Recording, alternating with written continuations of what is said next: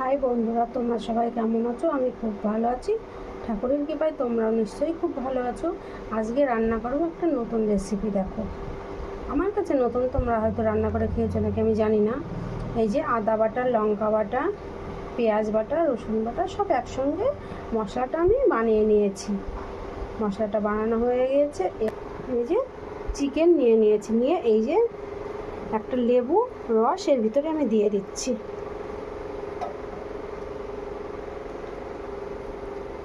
একটা লেবুর রস এর ভিতরে দিয়ে দিলাম। কটা গরম মশলা দিয়ে দিলাম। আর এই পেস্টটাও আমি এর ভিতরে সব দিয়ে দিলাম।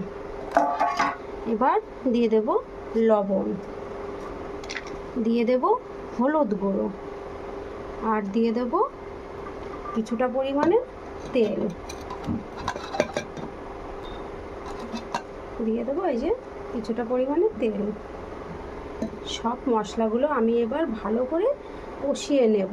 মশলাটা মাংসের সাথে মিশিয়ে নেব।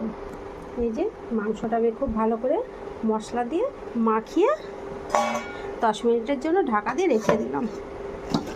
তারপরে কড়াই দিয়ে দিয়েছি। কড়াইতে তেলটা দিয়ে দিয়েছি, তেলটা গরম হয়ে গিয়েছে। এবার আমি শুকনো লঙ্কা, তেজপাতা, জিরে ফোড়নে দিয়ে দিলাম। আর কটা পেঁয়াজ কুচিয়ে রেখেছি সেটা দিয়ে দিলাম। পেঁয়াজগুলো আমি এবার লাল লাল করে ভেজে, এই যে পেঁয়াজটা ভাজা ভাজা হয়ে গেছে। মাংসটা আমি এবার দিয়ে, এই যে মাংসটা আমি দিয়ে দিয়েছি। মাংসটা আমি এবার ঢাকা দিয়ে দেবো। দিয়ে গ্যাসটা একদম কমিয়ে আসতে, এই যে মাংসটা আমি ঢাকা দিয়ে দিয়েছিলাম। ঢাকা দিয়ে এই যে জল বেরিয়ে গিয়েছে।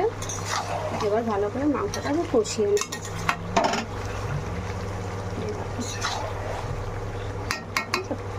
কত সুন্দর জল বেরিয়ে গিয়েছে।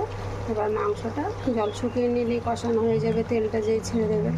আস্তে আস্তে আমি এইভাবে আরেকবার ঢাকা দিয়ে দেবো, দিয়ে আর একটু কষিয়ে নেব।